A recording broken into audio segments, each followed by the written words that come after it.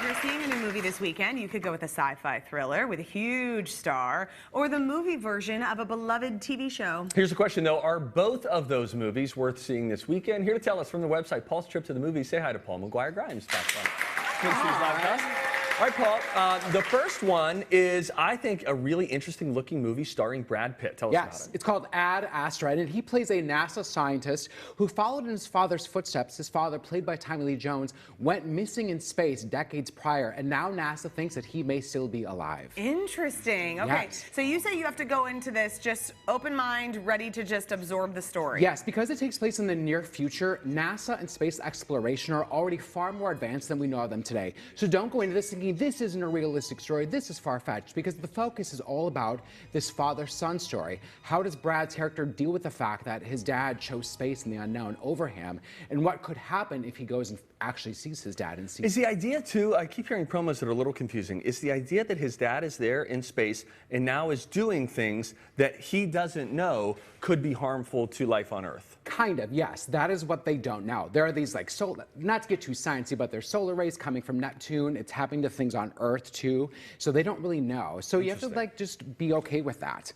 Brad Pitt's performance, what do you make of that? One of the best of his career. It's a very internalized performance. It's not the charming, handsome Brad Pitt. Yeah. You know everything that he's thinking just by looking in his eyes, which is so great. And he has to carry the whole movie, a lot of the movie by himself.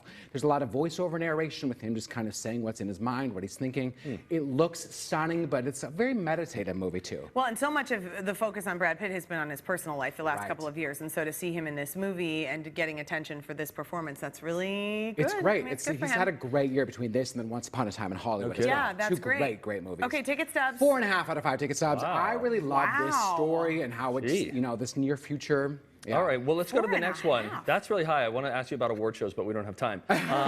What do you think about the movie Downton Abbey? This was everything I wanted it to be for the movie version of Downton Abbey. And the Crawley family find out that the king and queen will be staying at Downton, so they need to scramble and get the place ready to go again. If you have not seen the show, but say you've been meaning to for a decade, if you went into the theater, would this make any sense to you? Yes. I mean, it is a standalone story. You may not have the personal connection to these characters or maybe understand all the inner relationships, but I think you would still really love the pomp and the circumstance, and just to hear the theme song and to see the cast on such a huge screen, you just go along with, like, the grandiose nature of it. I fell off the Downton Abbey wagon a couple seasons in and then didn't watch the rest. This seems like a fun thing to, like, cozy up in the fall, watch the whole series, and then see the movie. It's such frothy escapism, and it's funny, and it's just kind of what you need, and Maggie Smith is just so divine fabulousness. Ticket stubs? 4 out of 5 tickets up for this. Wow, you're so happy today. It's a great day to be happy. Happy Polly. So nice. You're staying happy with a movie that we can watch at home. It's called Late Night. Yes, this is on Amazon Prime. It's streaming there. Mindy Kaling wrote this, and she stars as a budding comedy writer that gets a job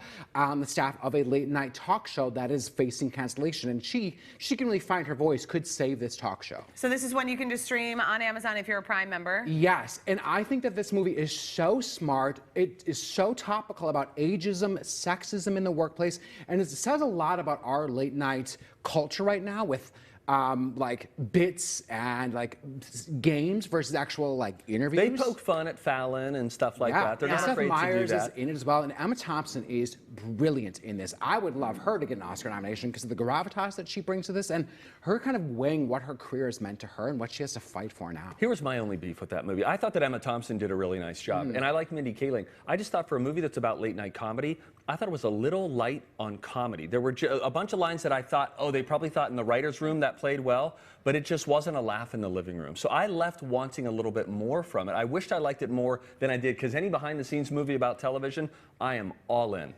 Here's what I'll say to that. I think that it is funny, but I don't think it sets out to be a super funny movie. I think it's more topical than funny. And I saw in a big like theater full of people, and I think we were all laughing, or maybe if you didn't like the joke, then you're the only one laughing. Maybe you were just in a bad mood. Maybe you had a tummy ache. I don't know. What was going on. I mean, I'm going to validate your opinion, but I think it's not the standard Mindy Kaling bra comedy. You know. Thank you, Paul. Visit Paul's website, paulstriptothemovies.com, for more movie reviews. Listen to him on the Colleen and Bradley Show on My Talk 107.1 every Friday, or watch his YouTube channel, also called Paul's Trip to the Movies. Okay.